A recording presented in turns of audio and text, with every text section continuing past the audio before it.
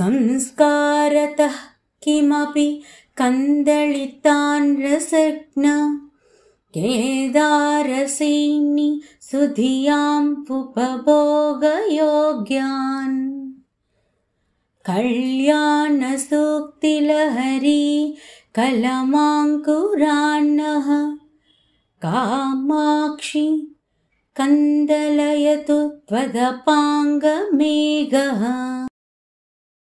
జగన్మాత, ఎలాగైతే మబ్బులు పంట పొలములలో వర్షించి వాటిని సస్యశ్యామలం చేస్తాయో, అలాగే నీ చూపులు పుణ్యాత్ముల హృదయములలో వర్షించి భక్తి అనే బీజమును అంకురములుగా మొక్కలుగా వృద్ధి చేస్తాయి.